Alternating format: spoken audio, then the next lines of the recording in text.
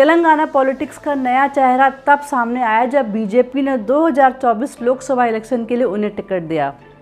ऐसी लोकसभा से उन्हें टिकट दिया गया जहां पर ओवैसी की AIMIM का 40 सालों से कब्जा है। कौन है ये नया चेहरा और बीजेपी ने इन्हें क्यों टिकट दिया?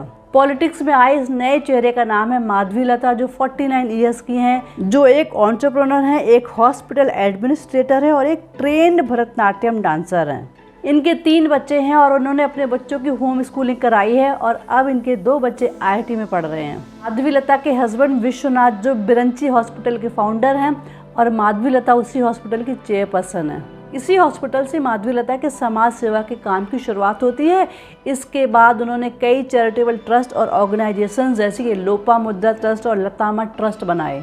बीजेपी का इस नए चेहरे को टिकट देना, वो भी उस लोकसभा से जहां पर बीजेपी के जीतने के चांसेस नहीं के बराबर हैं, उसके 2 ही रीज़न समझ आते हैं। एक तो माधवीलता औरत होते हुए ओवैसी के खिलाफ खुलकर बोलती हैं, जैसे कि जिस फैमिली को 40 साल से वहां के वोटर्स ने वोट दिया है, बदले में उन्हें क्या मिला। यह लोकसभा इतनी पिछड़ी है जैसे सोमालिया। ना यहाँ पे कोई साफ सफाई का इंतजाम होता है, ना ही गरीब बच्चों की पढ़ाई का कोई इंतजाम है। मुस्लिम बच्चे छोटी सी एज में मजदूर बन जाते हैं। हिंदू मंदिरों और हिंदू घरों को तोड़कर ओवैसी के गुंडे उन पर कब्जा कर रहे हैं। पुराने हैदराबाद की हालत तो इतनी खराब है जैसे कोई आदिवासी एरिया।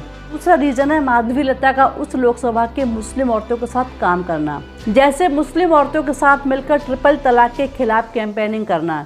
जिन औरतों को तलाक हो चुका उन्हें उनका हक दिलवाना, जिन औरतों को तलाक के बाद वो फाइनेंशियली ख़राब कंडीशन में रह रही हैं, अपने बच्चों के साथ रह रही हैं, बच्चे स्कूल नहीं जा रहे हैं, उन औरतों के लिए फंड रेज करना। ट्रिपल तलाक के लिए जो काम माधवीलता कर रही हैं उसके लिए वहाँ की औरतों ने काफ़ी पसंद कर रही हैं, सपोर्ट भी करती हैं। वो लोकसभा जो ओवैसी की लोकसभा है, ओवैसी खुलकर ट्रिपल तलाक के कानून का विरोध करते हैं। माधवीलता एक ऑनेस्ट, एक बोल्ड, एक एंटरप्रेन्योर, एक ऐसी सोशल वर्कर हैं जिन्होंने उन लोगों के बीच में अपनी एक जगह बना ली है और वहाँ के लोग उन्हें लेडी सिंगम कहते हैं। जिस तरह से तमिलनाडु में अन्नामलाई को सिंगम कहा जाता है, और यही रीजन है कि बीजेपी ने अन्नामलाई की पॉपुलैरिटी को देखते ही उन्हें वहाँ का स्टेट प्रेसिडेंट बनाया है। इसी तरह से ओवैसी के गढ़ को भेदने के लिए बीजेपी ने एक ऐसा फेस चुना जो ऑलरेडी उस लोकसभा में काम कर रही थी और 40 साल के ओवैसी के टेन्योर को खुलकर एक्सपोज कर रही थी।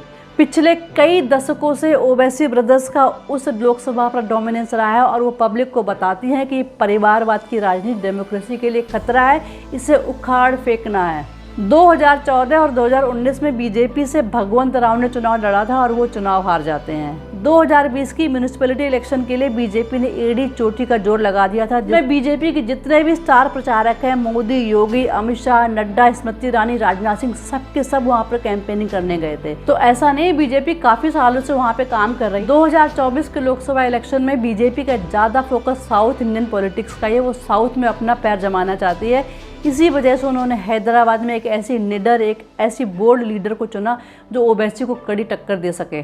लेकिन इस लोकसभा से बीजेपी का जीतना इतना आसान नहीं है क्योंकि वहाँ पर 60% वोटर मुस्लिम है। रिकॉर्ड ऐसा बताते हैं कि इंडिया में 15 लोकसभा सीट्स ऐसी हैं जहाँ पर मुस्लिम बाहुल पॉपुलेशन है, मतलब मुस्लिम मेजोरिटी पॉपुलेशन है, और वहाँ पर बीजेपी कभी नहीं जीतती है। लेकिन देखना ये होगा कि जिन मुस्लिम लेडीज़ के लिए माधवीलता ने लड़ाई लड़ी, जिनकी हक की लड़ाई लड़ी है, वो उन्हें वोट देती हैं या नहीं। माधवीलता काफ़ी कॉन्फिडेंट है अपनी जीत को लेकर। अभी पिछले दिनों वो रजत शर्मा के आपकी अदालत में आई थी तो उन्होंने कहा था कि अगर EC election commission bogus voting rigging रोक दे तो मैं 1.5 लाख वोट से जीत जाऊंगी, क्योंकि ओवैसी रिगिंग करके चुनाव जीतते हैं। लेकिन एक बात तो है कि इस बार के साउथ इंडियन पॉलिटिक्स को माधवीलता ने और अन्नामलाई ने इंटरेस्टिंग बना दिया। इसके अलावा माधवीलता और अन्नामलाई का पॉलिटिक्स में आना लोगों को ये भी बताता है कि वो अपने अच्छे करियर को छोड़ के, वेल सेटल्ड बिजनेस को छोड़कर पब्लिक को सर्व करने के लिए, पब्लिक के वेलफेयर के लिए पॉलिटिक्स में आए हैं। माधवीलता जीतती हैं या नहीं जीतती हैं तो 4 जून को पता चलेगा। वैसे किसी ने नहीं सोचा था कि स्मृति ईरानी राहुल गांधी के गढ़ में उनको हरा देंगी। तो anything is possible in politics. I hope आपको ये वीडियो अच्छा लगा होगा। If you like my video please like and subscribe my channel.